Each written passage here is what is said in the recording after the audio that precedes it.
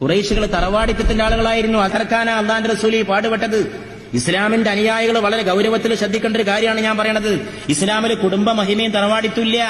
അതിനെ തകർക്കാൻ വന്ന പ്രവാചകനാകുന്നു മുഹമ്മദ് മുസ്തഫ സല്ലല്ലാഹു അലൈഹി വആലിഹി വഅസ്ഹാബിഹി വസല്ലം.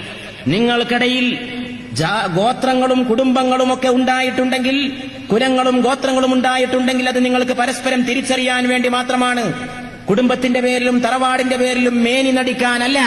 നിങ്ങളിൽ വെച്ച് ഏറ്റവും ഉത്തമന്മാർ, നിങ്ങളിൽ വെച്ച് ഏറ്റവും കൂടുതൽ അല്ലാഹുവിനെ ഭയപ്പെട്ട് ജീവിക്കുന്ന തഖ്വയുള്ള മുത്തഖീങ്ങളായ ആളുകളാണ് എന്ന് സയ്യിദുനാ വ നബിയുനാ മുഹമ്മദ് മുസ്തഫ സല്ലല്ലാഹു അലൈഹി വസല്ലമ പരിശുദ്ധ ഖുർആൻ ഓതി കേൾപ്പിച്ചുകൊണ്ട് ലോകത്തറിയിച്ചു. പാപ്പിയും മോനും തമ്മിലുള്ള ബന്ധമാണ് നമ്മൾ നേരത്തെ പറഞ്ഞത്. അതിനൊരു സാമ്പിൾ അത്. മോനിങ്ങനെ കപ്പലിലേക്ക് വരണില്ല എന്ന് കണ്ടപ്പോ ആദ്യം നൂഹ് നബി ഒരൊറ്റ ദുആ ദ്വാരുന്നു എന്നാണ്, പടച്ചോനെ ഓൻ എന്റെ മോനാണ്, രക്ഷപ്പെടുത്തണേ, കപ്പലിൽ കയറ്റണേ. ഉടൻ അള്ളാന്റെ മറുപടി, നൂഹ് നബി നിങ്ങൾക്ക് തെറ്റുപറ്റി, അവൻ നിങ്ങളുടെ കൂട്ടത്തിൽപ്പെട്ടവനല്ല. ഒരു വാപ്പാനോട് പറയാം മോനെപ്പറ്റി, അവൻ നിങ്ങളെ കൂട്ടത്തിൽപ്പെട്ട ആളല്ല. അപ്പൊ അതിനെന്താ പഠിക്കേണ്ടത്?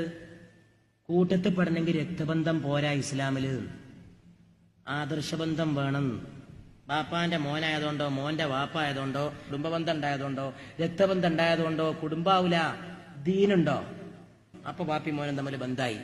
അതാണ് അള്ളാഹു നൂഹ് നബിയെ ശാസിച്ചുകൊണ്ട് പറഞ്ഞത്, അവൻ നിങ്ങളുടെ കൂട്ടത്തിൽപ്പെട്ടവനല്ല. അള്ളാഹു കട്ടായമായിട്ട് പറഞ്ഞു, അവിടുന്ന് തുടങ്ങണം ഈമാൻ. എനിക്കൊരു വഴികാട്ടിയുള്ളൂ.